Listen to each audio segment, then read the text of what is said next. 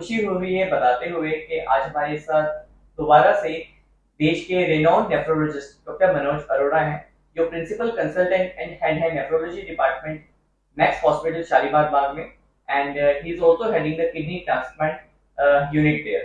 Doctor Manoj, आपका बहुत बहुत स्वागत है। Thank you very much and नमस्कार टू एवरीवन। सर, आपने देखा होगा कि हमारे देश को डायबिटीज कैपिटल ऑफ इंडिया कहा जाता है जी। और जिस वजह से किडनी ट्रांसप्लांट्स का नंबर भी हमारे देश में राइज हो गया, किडनी की परेशानियां भी बढ़ रही हैं। जी। तो बहुत सारी क्वेरीज किडनी ट्रांसप्लांट को लेकर आती हैं कि आखिर किडनी ट्रांसप्लांट होता क्या है। राइट। ऐसा है कि जब आपकी किडनी परमानेंट फेल होती है, जब कोई विकल्प नहीं रह जाता कि उसे हम रिवर्स नहीं कर सकते, जो कि स्लो प्रोसेस है कि धीरे धीरे होते होते होता है, जिसके प्रमुख कारण में शुगर है, ब्लड प्रेशर है, बार बार इन्फेक्शंस हैं या स्टोन्स हुए और उसकी वजह से किडनी परमानेंट डैमेज हो गई। तो जब उस स्थिति पे पहुंच जाती है, जब हम उसे रिवर्स नहीं कर सकते, तो आपके पास विकल्प रहते हैं कि आप डायलिसिस चुनें या किडनी ट्रांसप्लांट चुनें। बहुत डाटा आ चुका, बहुत स्टडीज हो चुकी कि क्वालिटी ऑफ लाइफ और बेहतर क्या है, तो ट्रांसप्लांट हमेशा उस पर रूल करता है, विन करता है। इसलिए किडनी ट्रांसप्लांट की तरफ हमें सोचना पड़ता है ऐसे पेशेंट्स के लिए जिनकी किडनी परमानेंट फेल हो गई।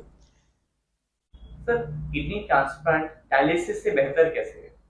बिकॉज किडनी ट्रांसप्लांट में the life of patient increases, the quality of life increases, longevity जिसे कहा जाता है कि वो बढ़ जाती है। दूसरा, फ्रीडम ऑफ लाइफ आती है। जब आप कुछ दवाइयों पे चल रहे हैं बट आप वैसे नॉर्मल रहते हैं जैसे कि आप और हम। डायलिसिस में हमेशा आपको बंधन है, हफ्ते में 2 दफ़ा आना है, चाहे आप हीमोडायलिसिस करें चाहे पेरिटोनियल डायलिसिस करें जो आप घर पे कर रहे हैं। डायलिसिस की अपनी कुछ खामियां हैं, धीरे धीरे इन्फ्लेमेटरी मार्कर्स डेवलप होने लगते हैं, कार्डियक रिस्क बढ़ने लगता है, जैसे कि डायलिसिस पे जितना पेशेंट चलता जाता है, स्पेशली डायबिटिक पेशेंट्स के लिए कॉमन है। तो इन सब माध्यम से देखा गया कि जब आपने कंपेयर किया इन दो पेशेंट्स को, तो हर तरह से ट्रांसप्लांट की जो लाइफ पेशेंट की लाइफ थी बहुत बेहतर थी। तो इन एक तो हॉस्पिटल नहीं जाना है, आपको नॉर्मल लाइफ जीनी है, जो आप काम करना चाहें कर सकते हैं, तो ये सब आज़ादी आपको डायलिसिस में नहीं मिलेगी। और with having a normal food, एक हमारे डायलिसिस पेशेंट की बहुत परेशानी रहती है कि क्या खाऊं क्या ना खाऊं, और आधे उनको यही बोझ रहता है पानी नहीं पी सकता, खाना नहीं खा सकता। तो ट्रांसप्लांट पेशेंट वैसे ही पानी पीता है जैसे आप और मैं पीते हैं, वही खाना खाता है जैसे आप और मैं खाते हैं, सिवाय कुछ दवाइयों पर चलने के जिससे उसकी किडनी चलती रहे, वो बिल्कुल नॉर्मल लाइफ जीता है। तो सिर्फ एक्सेप्ट फॉर कि उसको इन्फेक्शन से बचना है, जो आप और मैं भी आज बचते हैं, हम कोविड से बचते हैं। इस एरा ने सबको सिखा दिया कि इन्फेक्शन किसी के लिए भी अच्छा नहीं है। Yes, true. बहुत इंपॉर्टेंट रीजंस हैं जिसकी वजह से हाँ, हमें डायलिसिस से बिल्कुल। ट्रांसप्लांट के बारे में सोचना चाहिए। तो सर, किडनी ट्रांसप्लांट के बारे में अगर कोई पेशेंट सोचता है तो उसके लिए क्या प्रिपरेशन करनी पड़ती है किडनी ट्रांसप्लांट पे आने के लिए? राइट। ऐसा है कि जब हमें पता चल गया कि अब किडनी नहीं ठीक हो सकती, अब आप डायलिसिस पे रहने वाले हैं, तो जितनी जल्दी ट्रांसप्लांट के लिए सोचा जाए उतना ही अच्छा है, जिसको हम डायलिसिस विंटेज बोलते हैं। एक प्रिएम्प्टिव ट्रांसप्लांट होता है कि आप चाहते ही नहीं कि आपका डायलिसिस हो, आप जब आपको पता चला एंड स्टेज रीनल डिजीज है, अब नहीं कुछ हो सकता, तो आप स्ट्रेट ट्रांसप्लांट के लिए जाना चाहते हैं, which is also a good option. Second important है कि आपको उसके लिए एक डोनर चाहिए। तो हमारे देश में जो प्रथा है, जो लॉ है, वो यही है कि आपको रिलेटेड आप ट्रांसप्लांट कर सकते हैं। रिलेटेड में मतलब घर के इमीडिएट सदस्य हो गए, जैसे कि आपके माँ बाप, भाई बहन, अपने बच्चे जो कि 18 साल से ऊपर अगर हैं, दादा दादी, नाना नानी, और फर्स्ट डिग्री रिलेटिव भी दे सकते हैं, जैसे कि चाचा चाची, बुआ है तो all those can give you. Cousin भी दे सकता है, तो ये सब आप आपके इन लॉज भी दे सकते हैं। तो ये सब जो रिलेटेड हैं आपसे, जिनका हमें रिलेशन प्रूव करना पड़ता है कि क्या रिलेशन है, वो सब किडनी दे सकते हैं। दूसरा एक प्रोग्राम है जो कि नोटो का है, जिसमें आप अगर एंड स्टेज रीनल डिजीज है तो आप रजिस्टर करा दें हॉस्पिटल में, तो वो सेंट्रलाइज रजिस्टर हो जाता है। तो अगर कोई भी किडनी चलती है, सपोज कोई ब्रेन डेड पेशेंट था जिसको स्ट्रोक की वजह से या एक्सीडेंट की वजह से, और वो अब डोनेट करना चाहते हैं, तो वो किडनी नोटो डिसाइड करती है कहाँ जाएगी। तो अगर उसके थ्रू आपका माध्यम से आता है तो आपको घर का डोनर भी नहीं चाहिए, एंड इट इज़ लीगलाइज्ड। ये लीगल है, ऐसा नहीं है कि ये अनलॉफुल है। तो जो किडनी जहाँ पहुँचती है वहाँ पे लिस्ट होती है प्रॉपर, उस लिस्ट में से उस ब्लड ग्रुप को मैच किया जाता है, उन पेशेंट्स को बुलाया जाता है, जिसका उससे मैच बेस्ट दिखता है, जो उस समय पर रेडी होता है, उसकी किडनी उसमें वो किडनी लगा दी जाती है। तो एक ये माध्यम है, और दूसरा लाइव रिलेटेड डोनर, जो कि बोला कि रिश्तेदार जैसे। बहुत ही इंपॉर्टेंट पॉइंट्स हैं हाँ, जो लीगल आपने पॉइंट्स बताए। तो क्या कुछ लीगल प्रिपरेशन भी करनी पड़ती है? हाँ, बिकॉज हमारे यहाँ पर हम स्ट्रेट अवे एक कमेटी है जो कि डिसाइड करती है। एक इंटरनल कमेटी होती है जो कि इमीडिएट रिलेटिव को बताती है कि हम ले सकते हैं कि नहीं ले सकते, वो रिलेशन ठीक है कि नहीं। और एक एक्सटर्नल कमेटी होती है, अगर सपोज उनके दूर का रिश्तेदार दे रहा है, तो इमीडिएट फैमिली मेम्बर नहीं है, तो वो डिसाइड करती है।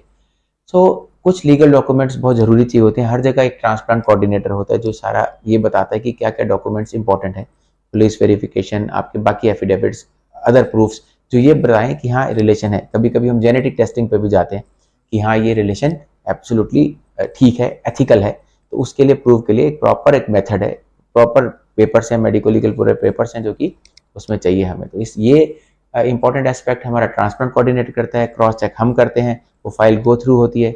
यही पार्ट कमेटी का होता है कि कमेटी उन्हीं पेपर्स पे फिर डिसाइड करती है कि क्या वो सच में रिलेशन है या रिलेशन नहीं है। तो जब तक वो रिलेशन प्रूव नहीं होगा तब तक आप ट्रांसप्लांट नहीं कर सकते। एक बार कमेटी जब अप्रूव कर देती है कि हाँ ये रिलेशन बिल्कुल इन प्रूफ्स की वजह से बिल्कुल डॉक्यूमेंटेड है और ठीक है, तभी जो नेफ्रोलॉजिस्ट है और जो यूरोलॉजिस्ट है, ट्रांसप्लांट सर्जन है, वो आगे प्रोसीड करते हैं उस ट्रांसप्लांट को करने के लिए। सर, अगर किसी का मानस बन चुका है कि हमें किडनी ट्रांसप्लांट की तरफ जाना चाहिए, जी तो डोनर को कैसे चुने, कैसे हम चुन सकते हैं कि डोनर कौन होगा? देखिए 18 साल से ऊपर कोई भी किडनी डोनेट कर सकता है, चाहे वो मेल है चाहे फीमेल है। फीमेल्स में हम कुछ ध्यान जरूर देते हैं कि भाई उनकी फैमिली कंप्लीट है कि नहीं, उनको अपनी पुरानी कोई दिक्कत तो नहीं चल रही जो आगे जाके उनको प्रॉब्लम दे, बिकॉज कुछ किडनी डिजीज प्रेगनेंसी में आ सकती हैं, तो वो उनके रिस्क फैक्टर हैं कि नहीं। दूसरा, डेफिनेटली वी वांट कि वो फैमिली कंप्लीट कर ले तो then she becomes a ideal donor.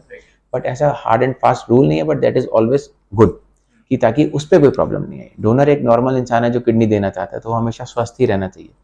Second important है कि जैसे हमने बताया कि रिश्तेदार ही चाहिए जो डोनेट कर सकता है, तो इन दो प्रक्रिया से ही हम आगे बढ़ते हैं। प्लस ब्लड ग्रुप देखते हैं, एक ब्लड ग्रुप मैच ट्रांसप्लांट है, एक blood group miss match transplant है। आज से कुछ साल पहले सिर्फ ब्लड ग्रुप मैच वाला ही दे सकता था। अब हम ब्लड ग्रुप जिसका मैच नहीं करता, डोनर और रेसिपिएंट का, उनका ट्रांसप्लांट भी कर सकते हैं और उसका सक्सेस रेट भी काफ़ी हद तक वहीं पहुंच चुके हैं जहाँ की ब्लड ग्रुप मैचिंग का था। कुछ दवाइयों के माध्यम से, कुछ टेस्ट के माध्यम से हम पता लगा सकते हैं कि कितने हाई रिस्क हैं या लो रिस्क हैं। दूसरा इंपॉर्टेंट है कि ब्लड ग्रुप ओ वाला जो है, चाहे ओ पॉजिटिव है चाहे ओ नेगेटिव, वो किसी को भी डोनेट कर सकता है। इसी तरह से जिसका ब्लड ग्रुप ए बी है तो वो किसी की भी किडनी ले सकता है, चाहे ए हो चाहे बी हो चाहे ओ हो। तो उसके लिए आसान है, ए बी वाले के लिए लेना आसान है, ओ वाले के लिए देना आसान है। तो ये छोटी छोटी बातें जो आई थिंक एक डोनर को या एक किडनी जो जिनके घर में किडनी पेशेंट है उन्हें पता होनी चाहिए कि how to choose kidney donor, कौन दे सकता है। सर, क्या डोनर के लिए किडनी ट्रांसप्लांट सेफ होता है? डोनर की जो सर्जरी है उसमें जो सर्जिकल रिस्क है वो मिनिमल है, बट डेफिनेटली है।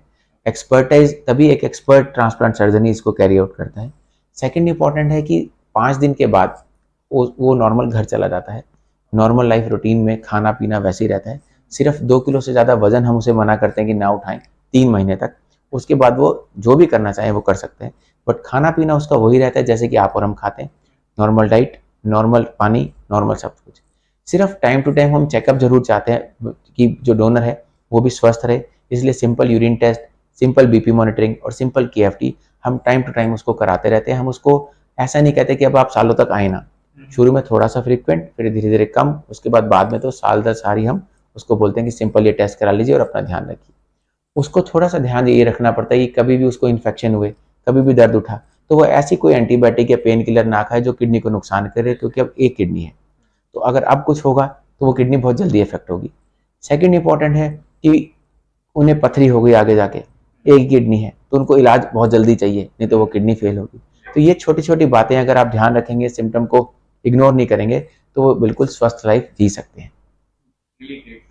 एंड ओवरऑल जो किडनी ट्रांसप्लांट है रेसिपिएंट के लिए, क्या वो सेफ होता है? आई थिंक हमें कंपेयर करना होगा कि जब किडनी फेल हो गई है तो उस पेशेंट की लाइफ कैसे बेटर है। तो जैसे हमने पीछे क्वेश्चन में जवाब दिया कि quality of life every time it was proved through studies, through data all over world कि किडनी ट्रांसप्लांट बेहतर लाइफ जीता है। बट इंपॉर्टेंट इज कि उसको इन्फेक्शन से बचना है। जो सेफ्टी है वो दो तरह से देखनी है, एक किडनी की सेफ्टी और एक इंसान की सेफ्टी। किडनी की सेफ्टी है कि किडनी चलती रहे, अगर वो खराब होगी तो उसको रिजेक्शन बोलेंगे, दैट उसमें पेशेंट पे बर्डन नहीं आएगा, किडनी पे बर्डन आया। सेकेंड इंपॉर्टेंट है इन्फेक्शन। इन्फेक्शन अगर बॉडी में होगा तो वो उस पेशेंट्स को हमेशा औरों से ज़्यादा होगा, क्योंकि उसकी हमने इम्यूनिटी दबा रखी है कुछ दवाइयों के माध्यम से जिससे किडनी चल रही है। तो अब उसको अगर खांसी जुकाम है तो जल्दी इलाज लेना चाहिए, अगर वो इग्नोर करेगा तो निमोनिया बनेगा। तो उसको अर्ली सिम्टम पे अप्रोच करना है अपने नेफ्रोलॉजिस्ट को, अपने डॉक्टर को। दैट बिकम्स आवर ड्यूटी कि हम उसे टाइमली इंटरवेंशन, टाइमली ट्रीटमेंट दें और जल्दी से ठीक कर दें। अदरवाइज अगर डिले जो है वो ट्रांसप्लांट पेशेंट में नुकसान देती है कि हफ्ते तक बुखार था उसने बात ही नहीं करी, बताया नहीं, तो वो बुखार बहुत जल्दी बहुत सीरियस बन जाता है। अगर हम उसे राइट टाइम पे कर लें तो शायद बहुत सारे इन्फेक्शन से हम उन्हें ठीक कर लाते हैं। और इन्फेक्शन का प्रिवेंटिव मैं कहूँगा कि उस पर ध्यान दें रादर देन हम इन्फेक्शन से ट्रीटमेंट की बात करें। तो simple mask, simple hygiene, dental hygiene, personal private part hygiene, रोज नहाना, साफ सुथरे कपड़े पहनना, ये उनकी दिनचर्या का रोज का रूटीन होना चाहिए जिसे बार बार ना समझाना पड़े। एक बार ये इन्वॉल्व हो गया, पब्लिक टॉयलेट्स का कम इस्तेमाल होना या सैनिटाइजर यूज करना, ये सिंपल सिंपल सिंपल चीजें उनको बहुत सारे इन्फेक्शन से बचा सकती हैं।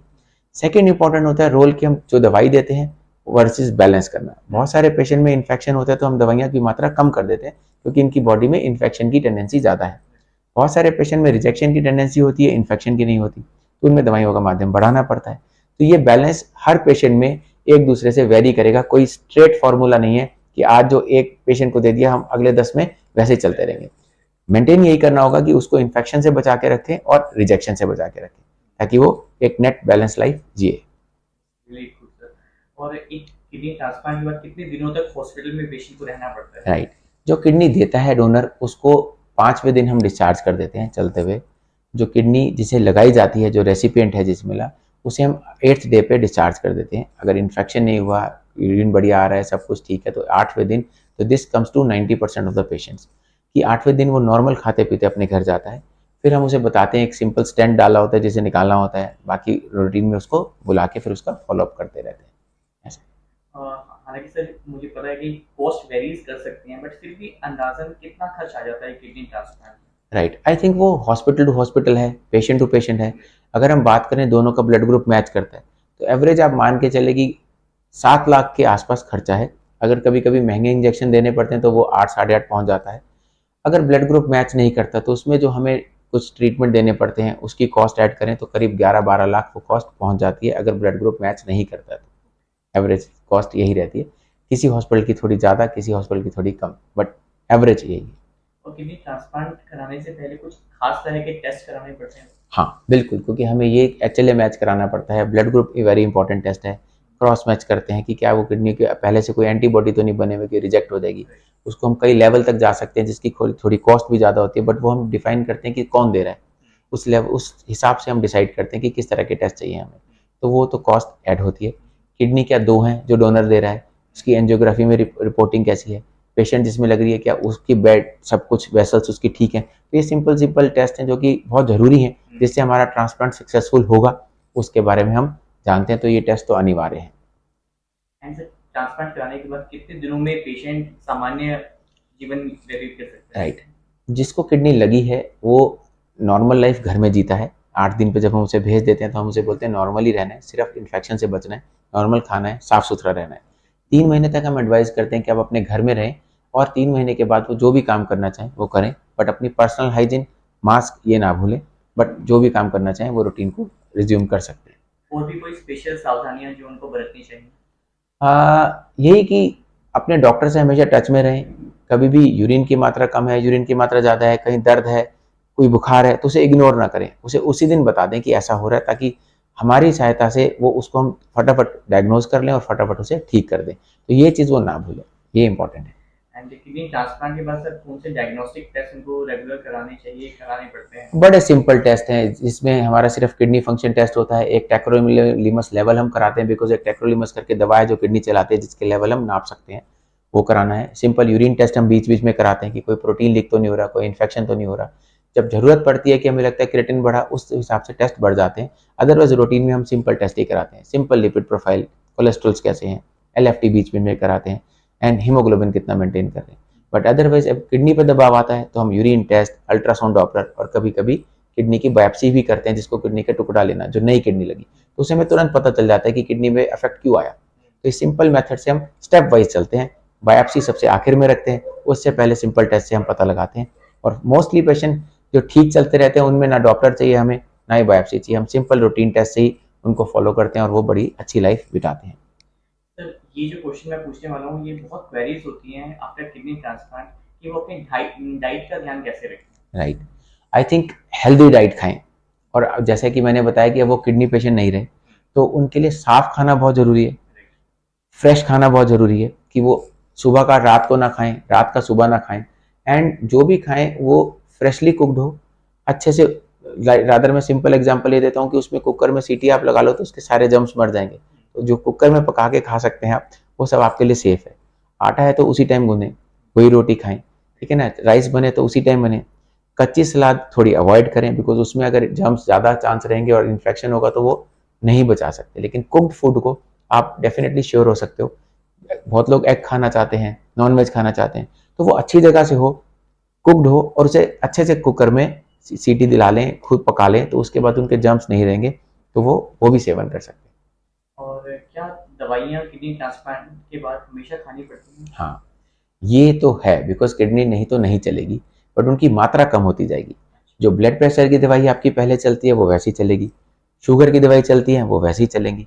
जो किडनी चलाने की दवाई की बात करी वो पूरी लाइफ लॉन्ग चलेंगी, बट उनकी कॉस्ट और उनकी मात्रा दोनों समय समय पे, पहले 3 महीने में ज़्यादा है, फिर 6 महीने में कम, साल के बाद वो बहुत थोड़ी थोड़ी रह रहती है। तो आपकी कॉस्ट ऑफ ट्रांसप्लांट, जो रनिंग कॉस्ट है, जो डेली हर महीने आपके एक्सपेंसेस आने हैं, वो भी बहुत कम रहती है, और उससे आपको इन्फेक्शन का रिस्क भी कम रहेगा, क्योंकि अब हमने मात्रा ही कम कर दी दवाई की।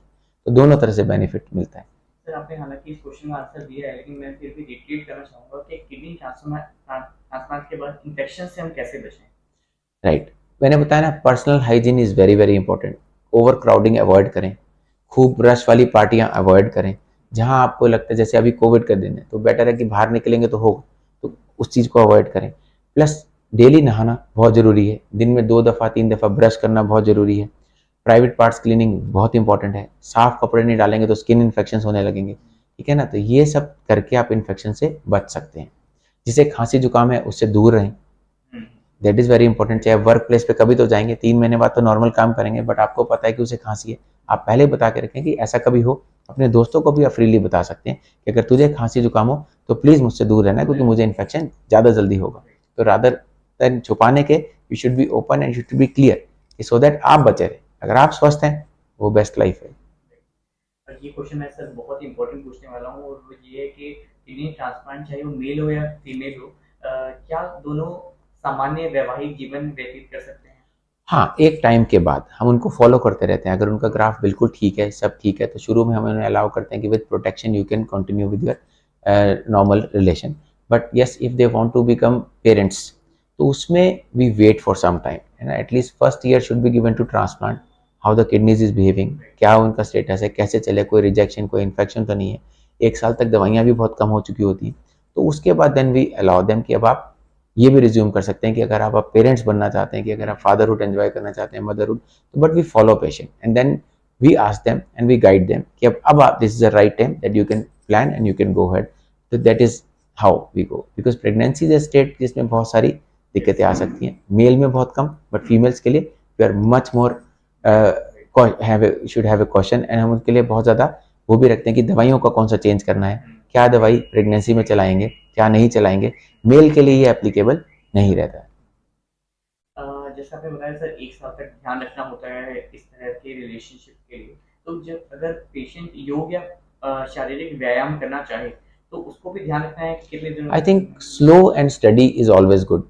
अगर वो एकदम एक्सर्शन, एकदम व्यायाम करेगा तो कभी कभी मसल्स पे इतना जोर आता है कि फिर वापस मसल्स पे स्ट्रेस आएगा, क्रिएटिन बढ़ सकता है। बट अगर ग्रेजुअल स्लो चलेगा तो he can resume anything, but it has to be in a slow manner. शुरू में सिर्फ walk, yoga, light yoga, yes बिल्कुल कर सकते हैं। Walk is good. हम तो कहते हैं कि मोटे नहीं होना, मोटापा नहीं चाहिए, तो आप वॉक करें जैसे कि हम करते हैं, मास्क लगाएं, गुड एनवायरनमेंट में जाएं, क्राउड को अवॉइड करें, क्राउड शुड बी अवॉइडेड। और किडनी ट्रांसप्लांट के बाद सर कितने दिनों में अपने डॉक्टर से परामर्श लेते रहना चाहिए? What is the gap? अच्छा, जिसको किडनी लगी उसे हम शुरू में हफ्ते में 2 बार बुलाते हैं, फिर 2-3 हफ्ते में उसे हफ्ते में 1 बार कर देते हैं, उसके बाद 15 दिन में 1 बार कर देते हैं, फिर धीरे धीरे जब 3 से 6 महीने होने लगते हैं तो हम उन्हें महीने में 1 बार बुलाने लगते हैं। बट हर पेशेंट का थोड़ा सा ग्राफ अलग रहता है। अगर उनका क्रिएटिन बिल्कुल स्मूथ है तो हम ये गैप बढ़ा देते हैं। अगर किसी का क्रिएटिन थोड़ा बढ़ा, यूरिन में कोई दिक्कत है किसी का है, तो उसको ये गैप हम कम कर देते हैं, ताकि उसे फटाफट ठीक करके उन डोजेज़ को, उन चीज़ को ठीक करके हम वापस उसे नॉर्मल ले आएँ। तो अगर हमारे व्यूअर्स में से या कोई पेशेंट आपसे कांटेक्ट करना चाहे तो किस तरह से कर सकते हैं? Right, I think we should provide number and we should provide detail also. जैसे कि मैं Max hospital Shalimar Bagh New Delhi में होता हूँ, 11 से 3 बजे तक डेली मेरी ओपीडी होती है, एक्सेप्ट ट्यूसडे। शाम को मेरा clinic Tagore Garden New Delhi में है, which is near to metro station, जहाँ पे मैं 6 से 8 अवेलेबल होता हूँ। प्लस फ़ोन नंबर है जिस पे आप टेली कंसल्ट कर सकते हैं।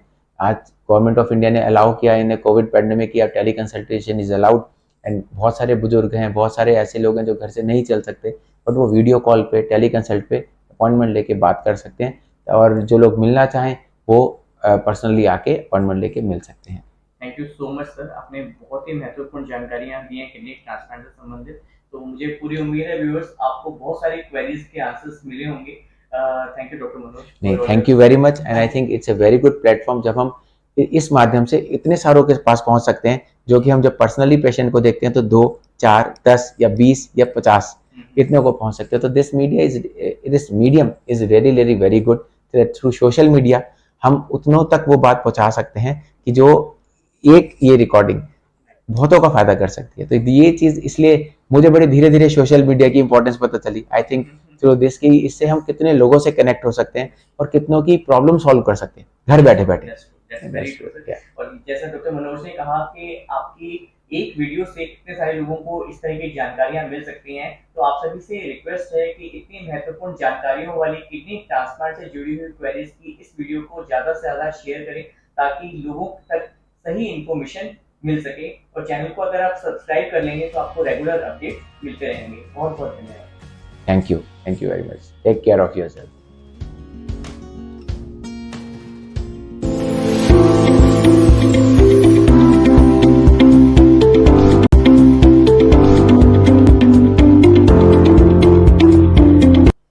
बहुत खुशी हो रही है बताते हुए कि आज हमारे साथ दोबारा से देश के renowned nephrologist doctor Manoj Arora हैं, जो प्रिंसिपल कंसल्टेंट एंड हेड है nephrology department Max hospital Shalimar Bagh में, and he is also heading the kidney transplant unit there. Doctor Manoj, आपका बहुत बहुत स्वागत है। Thank you very much and नमस्कार टू एवरीवन। सर, आपने देखा होगा कि हमारे देश को डायबिटीज कैपिटल ऑफ इंडिया कहा जाता है जी, और जिस वजह से किडनी ट्रांसप्लांट्स का नंबर भी हमारे देश में राइज हो गया, किडनी की परेशानियां भी बढ़ रही हैं। तो बहुत सारी क्वेरीज किडनी ट्रांसप्लांट को लेकर आती हैं कि आखिर किडनी ट्रांसप्लांट होता क्या है। राइट, ऐसा है कि जब आपकी किडनी परमानेंट फेल होती है, जब कोई विकल्प नहीं रह जाता कि उसे हम रिवर्स नहीं कर सकते, जो कि स्लो प्रोसेस है कि धीरे धीरे होते होते होता है, जिसके प्रमुख कारण में शुगर है, ब्लड प्रेशर है, बार बार इन्फेक्शंस हैं या स्टोन्स हुए और उसकी वजह से किडनी परमानेंट डैमेज हो गई। तो जब उस स्थिति पे पहुंच जाती है, जब हम उसे रिवर्स नहीं कर सकते, तो आपके पास विकल्प रहते हैं कि आप डायलिसिस चुनें या किडनी ट्रांसप्लांट चुनें। बहुत डाटा आ चुका, बहुत स्टडीज हो चुकी कि क्वालिटी ऑफ लाइफ और बेहतर क्या है, तो ट्रांसप्लांट हमेशा उस पर रूल करता है, विन करता है। इसलिए किडनी ट्रांसप्लांट की तरफ हमें सोचना पड़ता है ऐसे पेशेंट्स के लिए जिनकी किडनी परमानेंट फेल हो गई।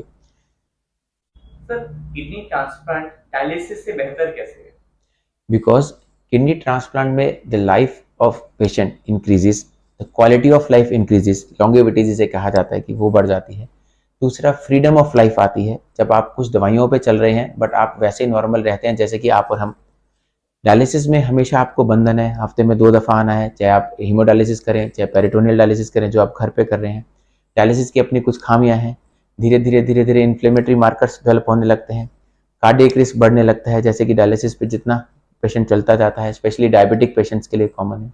तो इन सब माध्यम से देखा गया कि जब आपने कंपेयर किया इन 2 पेशेंट्स को, तो हर तरह से ट्रांसप्लांट की जो लाइफ पेशेंट की लाइफ थी बहुत बेहतर थी। तो इन एक तो हॉस्पिटल नहीं जाना है, आपको नॉर्मल लाइफ जीनी है, जो आप काम करना चाहें कर सकते हैं, तो ये सब आज़ादी आपको डायलिसिस में नहीं मिलेगी। और with having a normal food, एक हमारे डायलिसिस पेशेंट की बहुत परेशानी रहती है कि क्या खाऊं क्या ना खाऊं, और आधे उनको यही बोझ रहता है पानी नहीं पी सकता, खाना नहीं खा सकता। तो ट्रांसप्लांट पेशेंट वैसे ही पानी पीता है जैसे आप और मैं पीते हैं, वही खाना खाता है जैसे आप और मैं खाते हैं, सिवाय कुछ दवाइयों पर चलने के जिससे उसकी किडनी चलती रहे, वो बिल्कुल नॉर्मल लाइफ जीता है। तो सिर्फ एक्सेप्ट फॉर कि उसको इन्फेक्शन से बचना है, जो आप और मैं भी आज बचते हैं, हम कोविड से बचते हैं। इस एरा ने सबको सिखा दिया कि इन्फेक्शन किसी के लिए भी अच्छा नहीं है। Yes, true. तो एक बहुत इंपॉर्टेंट रीजंस हैं इसकी वजह से हमें डायलिसिस से बिल्कुल ट्रांसप्लांट के बारे में सोचना चाहिए। तो सर, किडनी ट्रांसप्लांट के बारे में अगर कोई पेशेंट सोचता है तो उसके लिए क्या प्रिपरेशन करनी पड़ती है किडनी ट्रांसप्लांट पे आने के लिए? राइट, ऐसा है कि जब हमें पता चल गया कि अब किडनी नहीं ठीक हो सकती, अब आप डायलिसिस पे रहने वाले हैं, तो जितनी जल्दी ट्रांसप्लांट के लिए सोचा जाए उतना ही अच्छा है, जिसको हम डायलिसिस विंटेज बोलते हैं। एक प्रिएम्प्टिव ट्रांसप्लांट होता है कि आप चाहते ही नहीं कि आपका डायलिसिस हो, आप जब आपको पता चला एंड स्टेज रीनल डिजीज है, अब नहीं कुछ हो सकता तो आप स्ट्रेट ट्रांसप्लांट के लिए जाना चाहते हैं, which is also a good option. Second important है कि आपको उसके लिए एक डोनर चाहिए। तो हमारे देश में जो प्रथा है, जो लॉ है, वो यही है कि आपको रिलेटेड आप ट्रांसप्लांट कर सकते हैं। रिलेटेड में मतलब घर के इमीडिएट सदस्य हो गए, जैसे कि आपके माँ बाप, भाई बहन, अपने बच्चे जो कि 18 साल से ऊपर अगर हैं, दादा दादी, नाना नानी, और फर्स्ट डिग्री रिलेटिव भी दे सकते हैं, जैसे कि चाचा चाची, बुआ है, तो all those can give you. Cousin भी दे सकता है, तो ये सब आप आपके इन लॉज भी दे सकते हैं। तो ये सब जो रिलेटेड हैं आपसे, जिनका हमें रिलेशन प्रूव करना पड़ता है कि क्या रिलेशन है, वो सब किडनी दे सकते हैं। दूसरा एक प्रोग्राम है जो कि नोटो का है, जिसमें आप अगर एंड स्टेज रीनल डिजीज है तो आप रजिस्टर करा दें हॉस्पिटल में, तो वो सेंट्रलाइज रजिस्टर हो जाता है।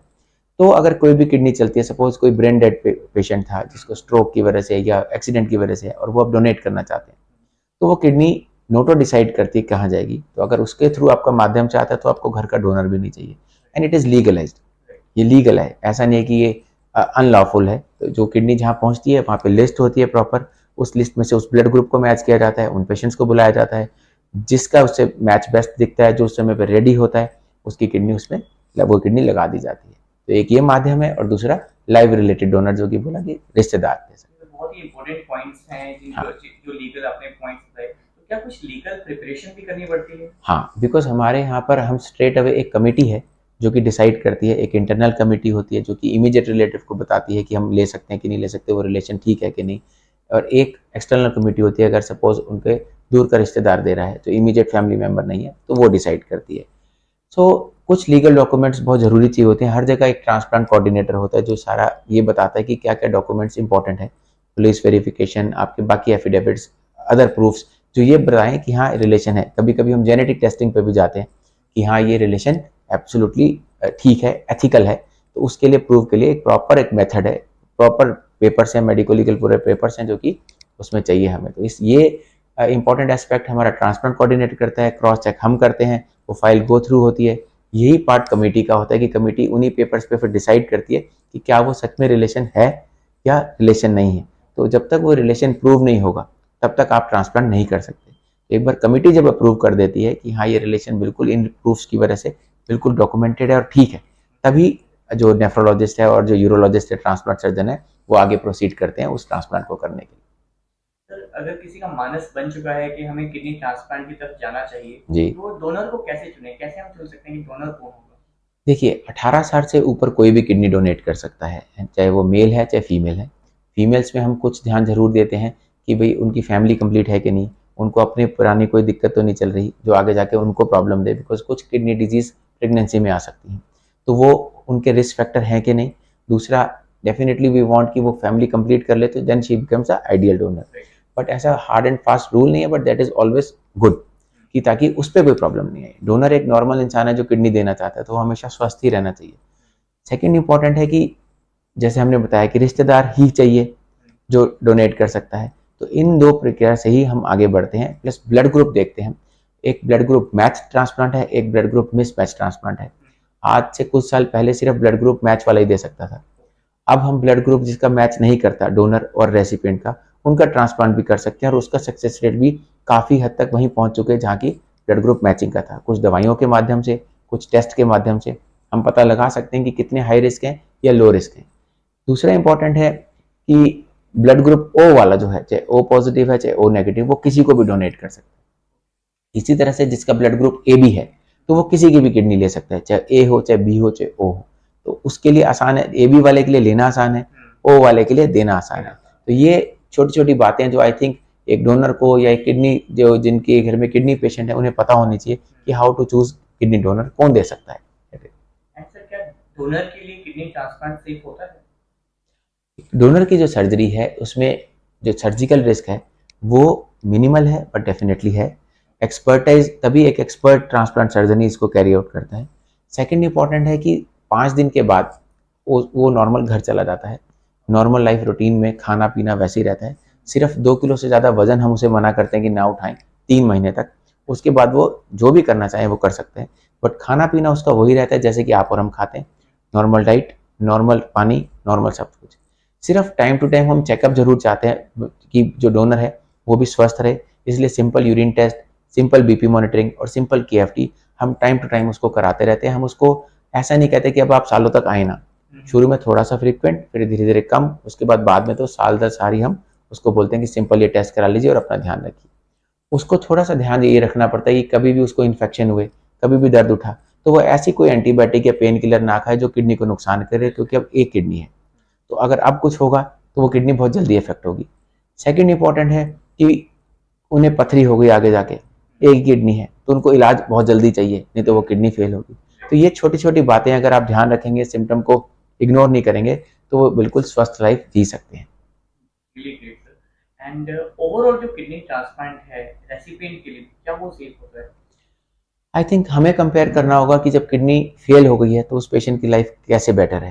तो जैसे हमने पीछे क्वेश्चन में जवाब दिया कि quality of life every time it was proved through studies, through data all over world कि किडनी ट्रांसप्लांट बेहतर लाइफ जीता है। बट इंपॉर्टेंट इज कि उसको इन्फेक्शन से बचना है। जो सेफ्टी है वो दो तरह से देखनी है, एक किडनी की सेफ्टी और एक इंसान की सेफ्टी। किडनी की सेफ्टी है कि किडनी चलती रहे, अगर वो खराब होगी तो उसको रिजेक्शन बोलेंगे, दैट उसमें पेशेंट पे बर्डन नहीं आएगा, किडनी पे बर्डन आया। सेकेंड इंपॉर्टेंट है इन्फेक्शन। इन्फेक्शन अगर बॉडी में होगा तो वो उस पेशेंट्स को हमेशा औरों से ज़्यादा होगा, क्योंकि उसकी हमने इम्यूनिटी दबा रखी है कुछ दवाइयों के माध्यम से जिससे किडनी चल रही है। तो अब उसको अगर खांसी जुकाम है तो जल्दी इलाज लेना चाहिए, अगर वो इग्नोर करेगा तो निमोनिया बनेगा। तो उसको अर्ली सिम्टम पे अप्रोच करना है अपने नेफ्रोलॉजिस्ट को, अपने डॉक्टर को। दैट बिकम्स आवर ड्यूटी कि हम उसे टाइमली इंटरवेंशन, टाइमली ट्रीटमेंट दें और जल्दी से ठीक कर दें। अदरवाइज अगर डिले जो है वो ट्रांसप्लांट पेशेंट में नुकसान देती है कि हफ्ते तक बुखार था, उसने बात ही नहीं करी, बताया नहीं, तो वो बुखार बहुत जल्दी बहुत सीरियस बन जाता है। अगर हम उसे राइट टाइम पे कर लें तो शायद बहुत सारे इन्फेक्शन से हम उन्हें ठीक कर लाते हैं। और इन्फेक्शन का प्रिवेंटिव मैं कहूँगा कि उस पर ध्यान दें रादर देन हम इन्फेक्शन से ट्रीटमेंट की बात करें। तो simple mask, simple hygiene, dental hygiene, personal private part hygiene, रोज नहाना, साफ सुथरे कपड़े पहनना, ये उनकी दिनचर्या का रोज का रूटीन होना चाहिए, जिसे बार बार ना समझाना पड़े। एक बार ये इन्वॉल्व हो गया, पब्लिक टॉयलेट्स का कम इस्तेमाल होना या सैनिटाइजर यूज करना, ये सिंपल सिंपल सिंपल चीजें उनको बहुत सारे इन्फेक्शन से बचा सकती हैं। सेकेंड इंपॉर्टेंट होता है रोल कि हम जो दवाई देते हैं वर्सेस बैलेंस करना। बहुत सारे पेशेंट में इन्फेक्शन होता है तो हम दवाइयाँ की मात्रा कम कर देते हैं, क्योंकि इनकी बॉडी में इन्फेक्शन की टेंडेंसी ज़्यादा है। बहुत सारे पेशेंट में रिजेक्शन की टेंडेंसी होती है, इन्फेक्शन की नहीं होती, तो उनमें दवाइयों का माध्यम बढ़ाना पड़ता है। तो ये बैलेंस हर पेशेंट में एक दूसरे से वेरी करेगा, कोई स्ट्रेट फॉर्मूला नहीं है कि आज जो एक पेशेंट को दे दिया हम अगले 10 में वैसे ही चलते रहेंगे। मेंटेन यही करना होगा कि उसको इन्फेक्शन से बचा के रखें और रिजेक्शन से बचा के रखें, ताकि वो एक नेट बैलेंस लाइफ जिए। और एक किडनी ट्रांसप्लांट के बाद कितने दिनों तक हॉस्पिटल में पेशेंट को रहना पड़ता है? राइट, जो किडनी देता है डोनर, उसको 5वें दिन हम डिस्चार्ज कर देते हैं चलते हुए। जो किडनी जिसे लगाई जाती है, जो रेसिपिएंट है जिसमें मिला, उसे हम 8th डे पे डिस्चार्ज कर देते हैं। अगर इन्फेक्शन नहीं हुआ, यूरिन बढ़िया आ रहा है, सब कुछ ठीक है, तो 8वें दिन, तो this comes to 90% of the patients कि 8वें दिन वो नॉर्मल खाते पीते अपने घर जाता है। फिर हम उसे बताते हैं, एक सिंपल स्टेंट डाला होता है जिसे निकालना होता है, बाकी रूटीन में उसको बुला के फिर उसका फॉलोअप करते रहते हैं। हालांकि सर मुझे पता है कि कॉस्ट वेरीज कर सकती हैं, बट फिर भी अंदाजन कितना खर्च आ जाता है kidney transplant? Right, I think वो हॉस्पिटल टू हॉस्पिटल है, पेशेंट टू पेशेंट है। अगर हम बात करें दोनों का ब्लड ग्रुप मैच करता है तो एवरेज आप मान के चले कि 7 लाख के आसपास खर्चा है। अगर कभी कभी महंगे इंजेक्शन देने पड़ते हैं तो वो 8 साढ़े 8 पहुंच जाता है। अगर ब्लड ग्रुप मैच नहीं करता तो उसमें जो हमें कुछ ट्रीटमेंट देने पड़ते हैं उसकी कॉस्ट ऐड करें तो करीब 11-12 लाख वो कॉस्ट पहुंच जाती है, अगर ब्लड ग्रुप मैच नहीं करता तो एवरेज कॉस्ट यही रहती है। किसी हॉस्पिटल की थोड़ी ज़्यादा, किसी हॉस्पिटल की थोड़ी कम, बट एवरेज यही है। और किडनी ट्रांसप्लांट कराने से पहले कुछ खास तरह के टेस्ट कराने पड़ते हैं? हाँ बिल्कुल, क्योंकि हमें ये HLA मैच कराना पड़ता है। Blood group very important test है। क्रॉस मैच करते हैं कि क्या वो किडनी के पहले से कोई एंटीबॉडी तो नहीं बने हुए कि रिजेक्ट हो जाएगी। उसको हम कई लेवल तक जा सकते हैं, जिसकी थोड़ी कॉस्ट भी ज़्यादा होती है, बट वो हम डिफाइन करते हैं कि कौन दे रहा है। उस लेवल, उस हिसाब से हम डिसाइड करते हैं कि किस तरह के टेस्ट चाहिए हमें, तो वो तो कॉस्ट ऐड होती है। किडनी क्या 2 हैं जो डोनर दे रहा है, उसकी एंजियोग्राफी में रिपोर्टिंग कैसी है, पेशेंट जिसमें लग रही है क्या उसकी बेड सब कुछ वेसल्स उसकी ठीक है। तो ये सिंपल टेस्ट हैं जो कि बहुत ज़रूरी हैं, जिससे हमारा ट्रांसप्लांट सक्सेसफुल होगा उसके बारे में हम जानते हैं। तो ये टेस्ट तो अनिवार्य है। ट्रांसप्लांट कराने के बाद कितने दिनों में पेशेंट सामान्य जीवन व्यतीत कर सकता है? राइट, जिसको किडनी लगी है वो नॉर्मल लाइफ घर में जीता है। 8 दिन पे जब हम उसे भेज देते हैं तो हम उसे बोलते हैं नॉर्मली रहना है, सिर्फ इन्फेक्शन से बचना है, नॉर्मल खाना है, साफ सुथरा रहना है। 3 महीने तक हम एडवाइस करते हैं कि आप अपने घर में रहें और 3 महीने के बाद वो जो भी काम करना चाहें वो करें, बट अपनी पर्सनल हाइजीन, मास्क ये ना भूलें, बट जो भी काम करना चाहें वो रूटीन को रिज्यूम कर सकते हैं। और भी कोई स्पेशल सावधानियां जो उनको बरतनी चाहिए? यही कि अपने डॉक्टर से हमेशा टच में रहें। कभी भी यूरिन की मात्रा कम है, यूरिन की मात्रा ज़्यादा है, कहीं दर्द है, कोई बुखार है, तो उसे इग्नोर ना करें, उसे उसी दिन बता दें कि ऐसा हो रहा है, ताकि हमारी सहायता से वो उसको हम फटाफट डायग्नोज कर लें और फटाफट उसे ठीक कर दें। तो ये चीज़ वो ना भूलें, ये इंपॉर्टेंट है। एंड किडनी ट्रांसप्लांट के बाद सर कौन से डायग्नोस्टिक टेस्ट उनको रेगुलर कराने चाहिए, कराने पड़ते हैं? बड़े सिंपल टेस्ट हैं, जिसमें हमारा सिर्फ किडनी फंक्शन टेस्ट होता है। एक टेक्रोलिमस लेवल हम कराते हैं, बिकॉज एक टेक्रोलिमस करके दवा है जो किडनी चलाते हैं, जिसके लेवल हम नाप सकते हैं, वो कराना है। सिंपल यूरिन टेस्ट हम बीच बीच में कराते हैं कि कोई प्रोटीन लीक तो नहीं हो रहा, कोई इन्फेक्शन तो नहीं हो रहा। जब जरूरत पड़ती है कि हमें लगता है क्रिएटिन बढ़ा, उस हिसाब से टेस्ट बढ़ जाते हैं। अदरवाइज रूटीन में हम सिंपल टेस्ट ही कराते हैं, सिंपल लिपिड प्रोफाइल, कोलेस्ट्रॉल्स कैसे हैं, LFT बीच बीच में कराते हैं, एंड हीमोग्लोबिन कितना मेंटेन कर रहे हैं। बट अदरवाइज अब किडनी पर दबाव आता है तो हम यूरिन टेस्ट, अल्ट्रासाउंड डॉपलर और कभी कभी किडनी की बायोप्सी भी करते हैं, जिसको किडनी का टुकड़ा लेना, जो नई किडनी लगी, तो उसे हमें तुरंत पता चल जाता है कि किडनी में इफेक्ट क्यों आया। तो इस सिंपल मेथड से हम स्टेप वाइज चलते हैं। बायोप्सी सबसे आखिर में रखते हैं, उससे पहले सिंपल टेस्ट से हम पता लगाते हैं। और मोस्टली पेशेंट जो ठीक चलते रहते हैं उनमें ना डॉक्टर चाहिए हमें, ना ही बायोप्सी चाहिए, हम सिंपल रूटीन टेस्ट से ही उनको फॉलो करते हैं और वो बड़ी अच्छी लाइफ बिताते हैं। सर ये जो क्वेश्चन मैं पूछने वाला हूँ, ये बहुत क्वेरीज होती हैं आफ्टर किडनी ट्रांसप्लांट कि वो अपनी डाइट का ध्यान कैसे रखें? Right, I think healthy diet खाएं। और जैसे कि मैंने बताया कि अब वो किडनी पेशेंट नहीं रहे, तो उनके लिए साफ खाना बहुत ज़रूरी है, फ्रेश खाना बहुत ज़रूरी है, कि वो सुबह का रात को ना खाएं, रात का सुबह ना खाएं, एंड जो भी खाएं वो फ्रेशली कुकड हो, अच्छे से। रादर मैं सिंपल एग्जांपल ये देता हूँ कि उसमें कुकर में सीटी आप लगा लो तो उसके सारे जर्म्स मर जाएंगे। तो जो कुकर में पका के खा सकते हैं आप, वो सब आपके लिए सेफ है। आटा है तो उसी टाइम गूंदें, वही रोटी खाएं, ठीक है ना। राइस बने तो उसी टाइम बने।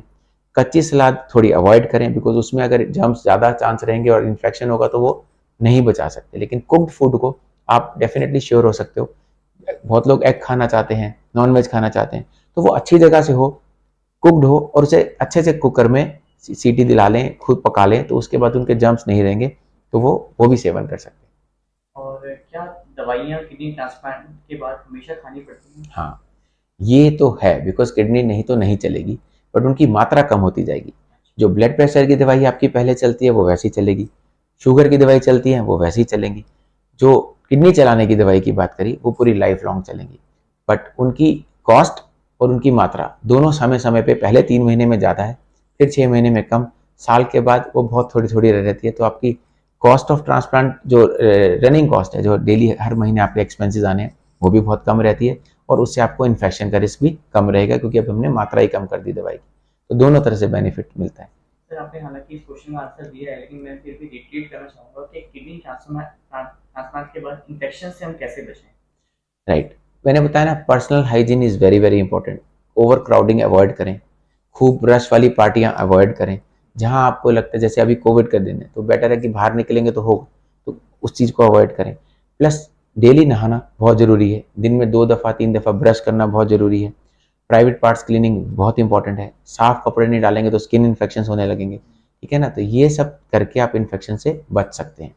जिसे खांसी जुकाम है उससे दूर रहें, दैट इज़ वेरी इंपॉर्टेंट। चाहे वर्क प्लेस पे कभी तो जाएंगे, 3 महीने बाद तो नॉर्मल काम करेंगे, बट आपको पता है कि उसे खांसी है, आप पहले बता के रखें कि ऐसा कभी हो। अपने दोस्तों को भी आप फ्रीली बता सकते हैं कि अगर तुझे खांसी जुकाम हो तो प्लीज़ मुझसे दूर रहना, क्योंकि मुझे इन्फेक्शन ज़्यादा जल्दी होगा। तो रादर देन छुपाने के, you should be open and you should be clear, so that आप बचे रहें। अगर आप स्वस्थ हैं, वो बेस्ट लाइफ है। और ये क्वेश्चन मैं सर बहुत इंपॉर्टेंट पूछने वाला हूँ, और वो ये है कि किडनी ट्रांसप्लांट चाहे वो मेल हो या फीमेल हो, क्या दोनों सामान्य वैवाहिक जीवन व्यतीत कर सकते हैं?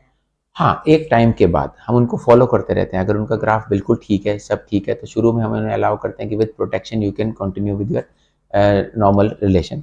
But yes, if they want to become parents, तो उसमें we wait for some time, है ना। At least first year should be given to transplant, how the kidneys is behaving, क्या उनका स्टेटस है, कैसे चले, कोई रिजेक्शन, कोई इन्फेक्शन तो नहीं है।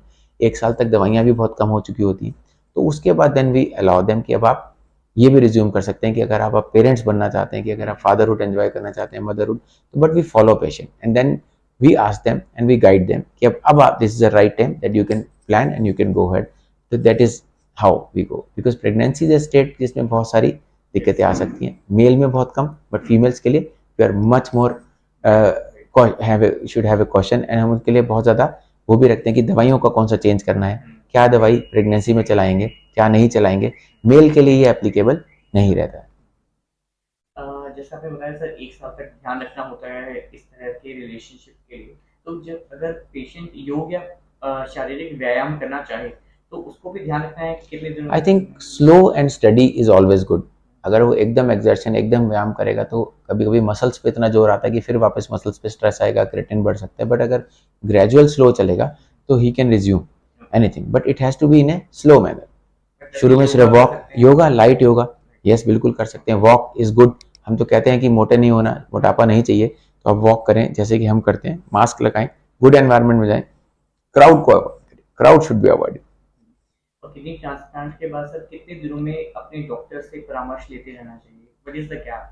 अच्छा, जिसको किडनी लगी उसे हम शुरू में हफ्ते में 2 बार बुलाते हैं, फिर 2-3 हफ्ते में उसे हफ्ते में 1 बार कर देते हैं, उसके बाद 15 दिन में 1 बार कर देते हैं, फिर धीरे धीरे जब 3 से 6 महीने होने लगते हैं तो हम उन्हें महीने में 1 बार बुलाने लगते हैं। बट हर पेशेंट का थोड़ा सा ग्राफ अलग रहता है। अगर उनका क्रिएटिन बिल्कुल स्मूथ है तो हम ये गैप बढ़ा देते हैं।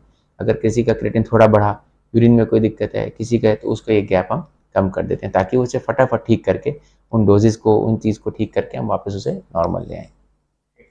तो अगर हमारे व्यूअर्स में से या कोई पेशेंट आपसे कांटेक्ट करना चाहे तो किस तरह से कर सकते हैं? Right, I think we should provide number and we should provide detail also. जैसे कि मैं Max hospital Shalimar Bagh New Delhi में होता हूँ, 11 से 3 बजे तक डेली मेरी ओपीडी होती है एक्सेप्ट ट्यूसडे। शाम को मेरा clinic Tagore Garden New Delhi में है, which is near to metro station, जहाँ पे मैं 6 से 8 अवेलेबल होता हूँ। प्लस फ़ोन नंबर है जिस पे आप टेली कंसल्ट कर सकते हैं। आज गवर्नमेंट ऑफ इंडिया ने अलाउ किया इन कोविड पैंडेमिक की, आप tele consultation is allowed. And बहुत सारे बुजुर्ग हैं, बहुत सारे ऐसे लोग हैं जो घर से नहीं चल सकते, बट वो वीडियो कॉल पे, टेली कंसल्ट पे अपॉइंटमेंट लेके बात कर सकते हैं। और जो लोग मिलना चाहें वो पर्सनली आके अपॉइंटमेंट लेके मिल सकते हैं। Thank you so much sir, आपने बहुत ही महत्वपूर्ण जानकारियां दी हैं किडनी ट्रांसप्लांट से संबंधित।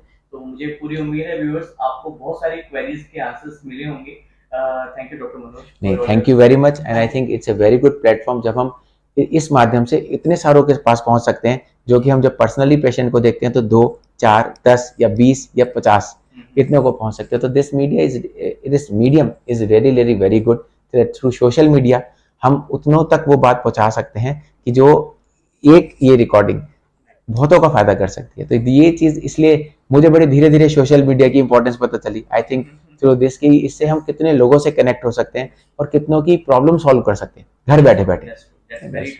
और जैसा डॉक्टर मनोज ने कहा कि आपकी एक वीडियो से कितने सारे लोगों को इस तरह की जानकारियां मिल सकती हैं, तो आप सभी से रिक्वेस्ट है कि इतनी महत्वपूर्ण जानकारियों वाली किडनी ट्रांसप्लांट से जुड़ी हुई क्वेरीज की इस वीडियो को ज्यादा से ज्यादा शेयर करें ताकि लोगों तक सही इंफॉर्मेशन मिल सके। और चैनल को अगर आप सब्सक्राइब कर लेंगे तो आपको रेगुलर अपडेट मिलते रहेंगे। बहुत बहुत धन्यवाद। Thank you very much. Take care of yourself.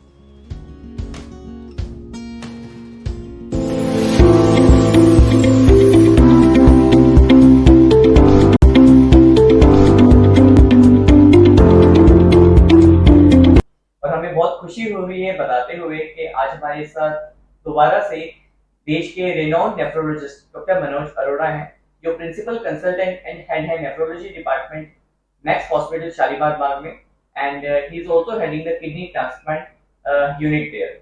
Doctor Manoj, आपका बहुत बहुत स्वागत है। Thank you very much and नमस्कार टू एवरीवन। सर, आपने देखा होगा कि हमारे देश को डायबिटीज कैपिटल ऑफ इंडिया कहा जाता है जी, और जिस वजह से किडनी ट्रांसप्लांट्स का नंबर भी हमारे देश में राइज हो गया, किडनी की परेशानियां भी बढ़ रही हैं। तो बहुत सारी क्वेरीज किडनी ट्रांसप्लांट को लेकर आती हैं कि आखिर किडनी ट्रांसप्लांट होता क्या है? राइट, ऐसा है कि जब आपकी किडनी परमानेंट फेल होती है, जब कोई विकल्प नहीं रह जाता कि उसे हम रिवर्स नहीं कर सकते, जो कि स्लो प्रोसेस है कि धीरे धीरे होते होते होता है, जिसके प्रमुख कारण में शुगर है, ब्लड प्रेशर है, बार बार इन्फेक्शंस हैं या स्टोन्स हुए और उसकी वजह से किडनी परमानेंट डैमेज हो गई। तो जब उस स्थिति पे पहुंच जाती है, जब हम उसे रिवर्स नहीं कर सकते, तो आपके पास विकल्प रहते हैं कि आप डायलिसिस चुनें या किडनी ट्रांसप्लांट चुनें। बहुत डाटा आ चुका, बहुत स्टडीज हो चुकी कि क्वालिटी ऑफ लाइफ और बेहतर क्या है, तो ट्रांसप्लांट हमेशा उस पर रूल करता है, विन करता है। इसलिए किडनी ट्रांसप्लांट की तरफ हमें सोचना पड़ता है ऐसे पेशेंट्स के लिए जिनकी किडनी परमानेंट फेल हो गई। सर, किडनी ट्रांसप्लांट डायलिसिस से बेहतर कैसे है?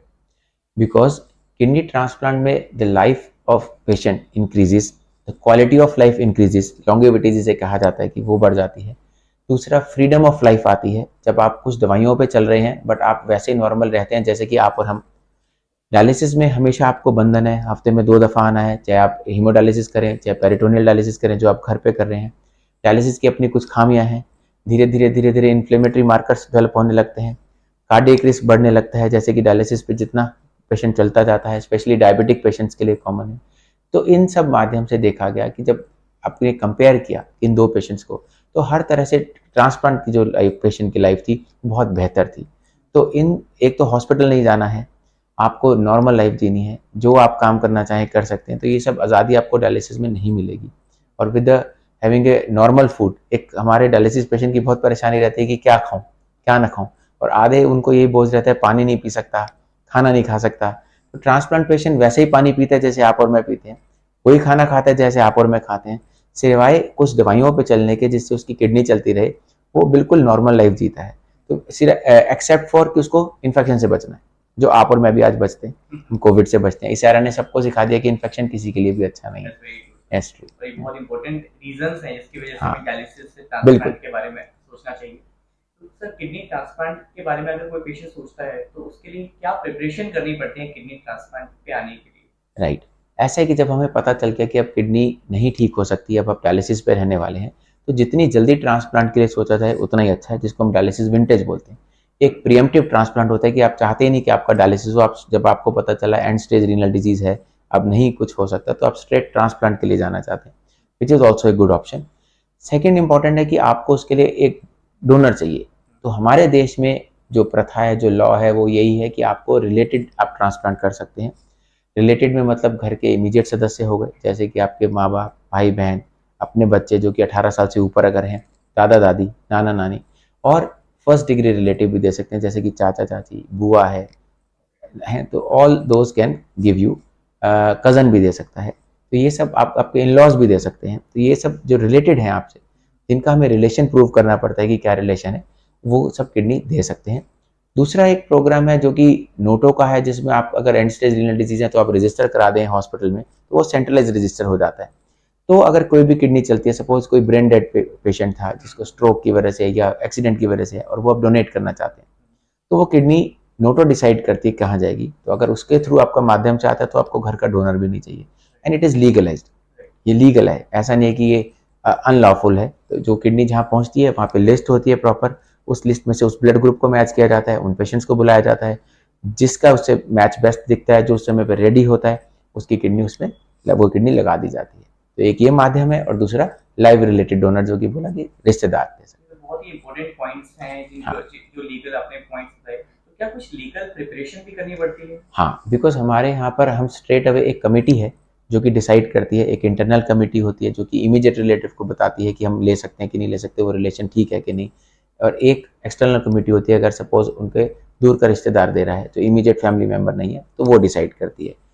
सो कुछ लीगल डॉक्यूमेंट्स बहुत ज़रूरी चीज़ होते हैं। हर जगह एक ट्रांसप्लांट कोऑर्डिनेटर होता है जो सारा ये बताता है कि क्या क्या डॉक्यूमेंट्स इंपॉर्टेंट है, पुलिस वेरिफिकेशन, आपके बाकी एफिडेविट्स, अदर प्रूफ्स, जो ये बताएं कि हाँ रिलेशन है। कभी कभी हम जेनेटिक टेस्टिंग पे भी जाते हैं कि हाँ ये रिलेशन एब्सोल्युटली ठीक है, एथिकल है, तो उसके लिए प्रूव के लिए एक प्रॉपर एक मेथड है, प्रॉपर पेपर्स हैं, मेडिको लीगल पूरे पेपर्स हैं जो कि उसमें चाहिए हमें। तो इस ये इंपॉर्टेंट एस्पेक्ट हमारा ट्रांसप्लांट कोऑर्डिनेटर करता है, क्रॉस चेक हम करते हैं, वो फाइल गो थ्रू होती है।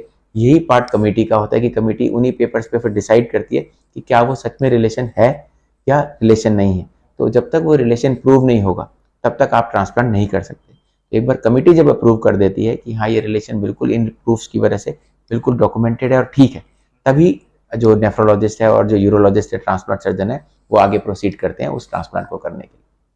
सर अगर किसी का मानस बन चुका है कि हमें किडनी ट्रांसप्लांट की तरफ जाना चाहिए, जी, तो वो डोनर को कैसे चुने, कैसे हम चुन सकते हैं कि डोनर कौन होगा? देखिए 18 साल से ऊपर कोई भी किडनी डोनेट कर सकता है, चाहे वो मेल है चाहे फीमेल है। फीमेल्स में हम कुछ ध्यान जरूर देते हैं कि भाई उनकी फैमिली कंप्लीट है कि नहीं, उनको अपनी पुरानी कोई दिक्कत तो नहीं चल रही जो आगे जाके उनको प्रॉब्लम दे, बिकॉज कुछ किडनी डिजीज़ प्रेगनेंसी में आ सकती हैं, तो वो उनके रिस्क फैक्टर हैं कि नहीं। दूसरा, डेफिनेटली वी वांट कि वो फैमिली कंप्लीट कर ले, तो then she becomes a ideal donor. But ऐसा हार्ड एंड फास्ट रूल नहीं है, but that is always good कि ताकि उस पर कोई प्रॉब्लम नहीं आए। डोनर एक नॉर्मल इंसान है जो किडनी देना चाहता है, तो वो हमेशा स्वस्थ ही रहना चाहिए। सेकेंड इंपॉर्टेंट है कि जैसे हमने बताया कि रिश्तेदार ही चाहिए जो डोनेट कर सकता है, तो इन दो प्रक्रिया से ही हम आगे बढ़ते हैं। प्लस ब्लड ग्रुप देखते हैं, एक ब्लड ग्रुप मैच ट्रांसप्लांट है, एक blood group miss match transplant है। आज से कुछ साल पहले सिर्फ ब्लड ग्रुप मैच वाला ही दे सकता था, अब हम ब्लड ग्रुप जिसका मैच नहीं करता डोनर और रेसिपिएंट का, उनका ट्रांसप्लांट भी कर सकते हैं और उसका सक्सेस रेट भी काफ़ी हद तक वहीं पहुंच चुके हैं जहाँ की ब्लड ग्रुप मैचिंग का था। कुछ दवाइयों के माध्यम से, कुछ टेस्ट के माध्यम से हम पता लगा सकते हैं कि कितने हाई रिस्क हैं या लो रिस्क हैं। दूसरा इंपॉर्टेंट है कि ब्लड ग्रुप ओ वाला जो है, चाहे ओ पॉजिटिव है चाहे ओ नेगेटिव, वो किसी को भी डोनेट कर सकता है। इसी तरह से जिसका ब्लड ग्रुप ए बी है, तो वो किसी की भी किडनी ले सकता है, चाहे ए हो चाहे बी हो चाहे ओ हो। तो उसके लिए आसान है, ए बी वाले के लिए लेना आसान है, ओ वाले के लिए देना आसान है। तो ये छोटी छोटी बातें जो आई थिंक एक डोनर को या एक किडनी जो जिनके घर में किडनी पेशेंट है उन्हें पता होनी चाहिए कि how to choose kidney donor, कौन दे सकता है। सर, क्या डोनर के लिए किडनी ट्रांसप्लांट सेफ होता है? डोनर की जो सर्जरी है उसमें जो सर्जिकल रिस्क है वो मिनिमल है, पर डेफिनेटली है। एक्सपर्टाइज तभी एक एक्सपर्ट ट्रांसप्लांट सर्जन ही इसको कैरी आउट करता है। सेकंड इंपॉर्टेंट है कि 5 दिन के बाद वो नॉर्मल घर चला जाता है, नॉर्मल लाइफ रूटीन में खाना पीना वैसे ही रहता है। सिर्फ 2 किलो से ज़्यादा वजन हम उसे मना करते हैं कि ना उठाएं 3 महीने तक। उसके बाद वो जो भी करना चाहें वो कर सकते हैं, बट खाना पीना उसका वही रहता है जैसे कि आप और हम खाते हैं, नॉर्मल डाइट, नॉर्मल पानी, नॉर्मल सब कुछ। सिर्फ टाइम टू टाइम हम चेकअप जरूर चाहते हैं कि जो डोनर है वो भी स्वस्थ रहे, इसलिए simple urine test, simple BP monitoring और सिंपल केएफटी हम टाइम टू टाइम उसको कराते रहते हैं। हम उसको ऐसा नहीं कहते कि अब आप सालों तक आए ना, शुरू में थोड़ा सा फ्रीक्वेंट, फिर धीरे धीरे कम, उसके बाद में तो साल दर साल ही हम उसको बोलते हैं कि सिंपल ये टेस्ट करा लीजिए और अपना ध्यान रखिए। उसको थोड़ा सा ध्यान ये रखना पड़ता है कि कभी भी उसको इन्फेक्शन हुए, कभी भी दर्द उठा, तो वो ऐसी कोई एंटीबायोटिक या पेन किलर ना खाए जो किडनी को नुकसान करे, क्योंकि अब एक किडनी है, तो अगर अब कुछ होगा तो वो किडनी बहुत जल्दी इफेक्ट होगी। सेकंड इंपॉर्टेंट है कि उन्हें पथरी हो गई आगे जाके, एक किडनी है तो उनको इलाज बहुत जल्दी चाहिए, नहीं तो वो किडनी फेल होगी। तो ये छोटी छोटी बातें अगर आप ध्यान रखेंगे, सिम्टम को इग्नोर नहीं करेंगे, तो वो बिल्कुल स्वस्थ लाइफ जी सकते हैं। एंड ओवरऑल जो किडनी ट्रांसप्लांट है रेसिपिएंट के लिए, क्या वो सेफ होता है? आई थिंक हमें कंपेयर करना होगा कि जब किडनी फेल हो गई है तो उस पेशेंट की लाइफ कैसे बेटर है। तो जैसे हमने पीछे क्वेश्चन में जवाब दिया कि quality of life every time it was proved through studies, through data all over world कि किडनी ट्रांसप्लांट बेहतर लाइफ जीता है। बट इंपॉर्टेंट इज कि उसको इन्फेक्शन से बचना है। जो सेफ्टी है वो 2 तरह से देखनी है, एक किडनी की सेफ्टी और एक इंसान की सेफ्टी। किडनी की सेफ्टी है कि किडनी चलती रहे, अगर वो खराब होगी तो उसको रिजेक्शन बोलेंगे, दैट उसमें पेशेंट पे बर्डन नहीं आएगा, किडनी पे बर्डन आया। सेकेंड इंपॉर्टेंट है इन्फेक्शन। इन्फेक्शन अगर बॉडी में होगा तो वो उस पेशेंट्स को हमेशा औरों से ज़्यादा होगा, क्योंकि उसकी हमने इम्यूनिटी दबा रखी है कुछ दवाइयों के माध्यम से जिससे किडनी चल रही है। तो अब उसको अगर खांसी जुकाम है तो जल्दी इलाज लेना चाहिए, अगर वो इग्नोर करेगा तो निमोनिया बनेगा। तो उसको अर्ली सिम्टम पे अप्रोच करना है अपने नेफ्रोलॉजिस्ट को, अपने डॉक्टर को। दैट बिकम्स आवर ड्यूटी कि हम उसे टाइमली इंटरवेंशन, टाइमली ट्रीटमेंट दें और जल्दी से ठीक कर दें। अदरवाइज अगर डिले जो है वो ट्रांसप्लांट पेशेंट में नुकसान देती है कि हफ्ते तक बुखार था, उसने बात ही नहीं करी, बताया नहीं, तो वो बुखार बहुत जल्दी बहुत सीरियस बन जाता है। अगर हम उसे राइट टाइम पे कर लें तो शायद बहुत सारे इन्फेक्शन से हम उन्हें ठीक कर लाते हैं। और इन्फेक्शन का प्रिवेंटिव मैं कहूँगा कि उस पर ध्यान दें रादर देन हम इन्फेक्शन से ट्रीटमेंट की बात करें। तो simple mask, simple hygiene, dental hygiene, personal private part hygiene, रोज नहाना, साफ सुथरे कपड़े पहनना, ये उनकी दिनचर्या का रोज का रूटीन होना चाहिए जिसे बार बार ना समझाना पड़े। एक बार ये इन्वॉल्व हो गया, पब्लिक टॉयलेट्स का कम इस्तेमाल होना या सैनिटाइजर यूज करना, ये सिंपल सिंपल सिंपल चीजें उनको बहुत सारे इन्फेक्शन से बचा सकती हैं। सेकेंड इंपॉर्टेंट होता है रोल कि हम जो दवाई देते हैं वर्सेस बैलेंस करना। बहुत सारे पेशेंट में इन्फेक्शन होता है तो हम दवाइयाँ की मात्रा कम कर देते हैं क्योंकि इनकी बॉडी में इन्फेक्शन की टेंडेंसी ज़्यादा है। बहुत सारे पेशेंट में रिजेक्शन की टेंडेंसी होती है, इन्फेक्शन की नहीं होती, तो उनमें दवाइयों का माध्यम बढ़ाना पड़ता है। तो ये बैलेंस हर पेशेंट में एक दूसरे से वेरी करेगा, कोई स्ट्रेट फॉर्मूला नहीं है कि आज जो एक पेशेंट को दे दिया हम अगले 10 में वैसे चलते रहेंगे। मेंटेन यही करना होगा कि उसको इन्फेक्शन से बचा के रखें और रिजेक्शन से बचा के रखें ताकि वो एक नेट बैलेंस लाइफ जिए। और एक किडनी ट्रांसप्लांट के बाद कितने दिनों तक हॉस्पिटल में पेशेंट को रहना पड़ता है? राइट, जो किडनी देता है डोनर उसको 5वें दिन हम डिस्चार्ज कर देते हैं चलते हुए। जो किडनी जिसे लगाई जाती है, जो रेसिपिएंट है जिसमें मिला, उसे हम 8th डे पे डिस्चार्ज कर देते हैं। अगर इन्फेक्शन नहीं हुआ, यूरिन बढ़िया आ रहा है, सब कुछ ठीक है, तो 8वें दिन, तो this comes to 90% of the patients. कि 8वें दिन वो नॉर्मल खाते पीते अपने घर जाता है। फिर हम उसे बताते हैं, एक सिंपल स्टेंट डाला होता है जिसे निकालना होता है, बाकी रूटीन में उसको बुला के फिर उसका फॉलोअप करते रहते हैं ऐसा। हालांकि सर मुझे पता है कि कॉस्ट वेरीज कर सकती हैं, बट फिर भी अंदाजन कितना खर्च आ जाता है kidney transplant? Right, I think वो हॉस्पिटल टू हॉस्पिटल है, पेशेंट टू पेशेंट है। अगर हम बात करें दोनों का ब्लड ग्रुप मैच करता है तो एवरेज आप मान के चले कि 7 लाख के आसपास खर्चा है। अगर कभी कभी महंगे इंजेक्शन देने पड़ते हैं तो वो 8 साढ़े 8 पहुंच जाता है।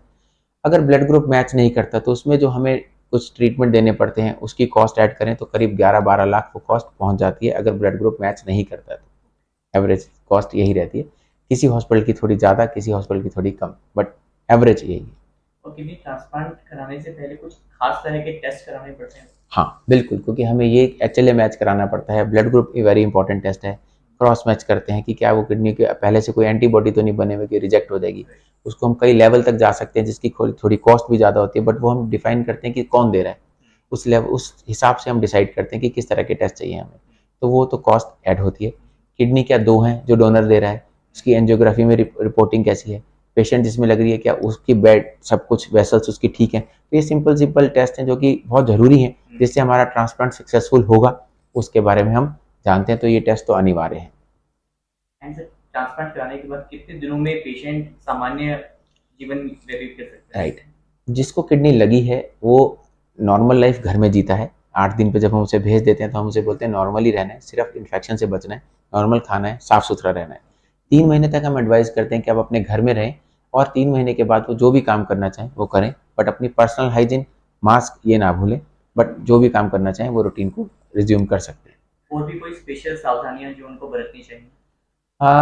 यही कि अपने डॉक्टर से हमेशा टच में रहें। कभी भी यूरिन की मात्रा कम है, यूरिन की मात्रा ज़्यादा है, कहीं दर्द है, कोई बुखार है तो उसे इग्नोर ना करें, उसे उसी दिन बता दें कि ऐसा हो रहा है, ताकि हमारी सहायता से वो उसको हम फटाफट डायग्नोज कर लें और फटाफट उसे ठीक कर दें। तो ये चीज़ वो ना भूलें, ये इंपॉर्टेंट है।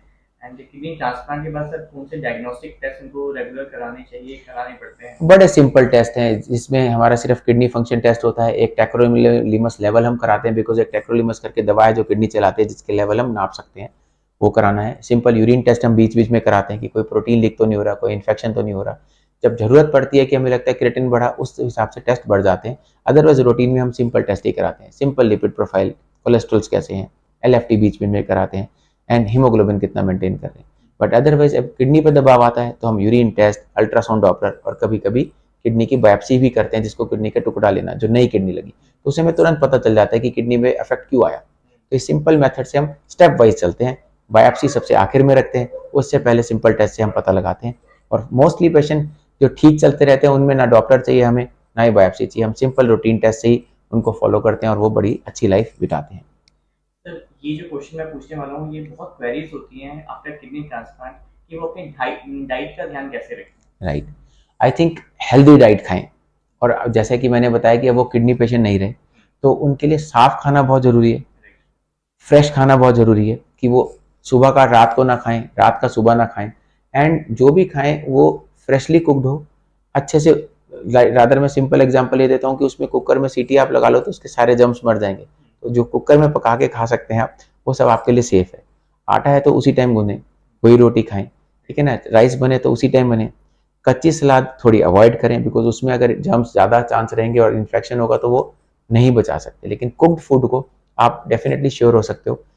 बहुत लोग एग खाना चाहते हैं, नॉन वेज खाना चाहते हैं, तो वो अच्छी जगह से हो, कुक्ड हो, और उसे अच्छे से कुकर में सीटी दिला लें, खुद पका लें, तो उसके बाद उनके जर्म्स नहीं रहेंगे, तो वो भी सेवन कर सकते हैं।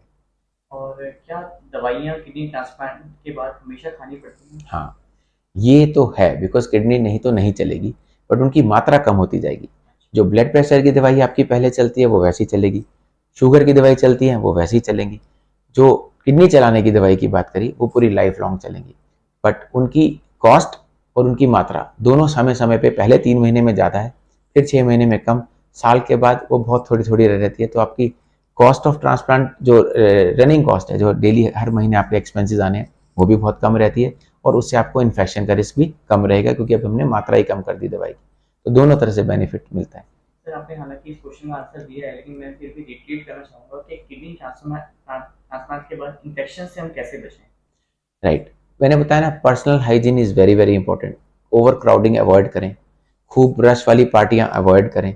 जहां आपको लगता है जैसे अभी कोविड के दिन है तो बेटर है कि बाहर निकलेंगे तो हो, तो उस चीज़ को अवॉइड करें। प्लस डेली नहाना बहुत ज़रूरी है, दिन में 2 दफ़ा 3 दफ़ा ब्रश करना बहुत ज़रूरी है। प्राइवेट पार्ट्स क्लीनिंग बहुत इंपॉर्टेंट है, साफ कपड़े नहीं डालेंगे तो स्किन इन्फेक्शन होने लगेंगे, ठीक है ना। तो ये सब करके आप इन्फेक्शन से बच सकते हैं।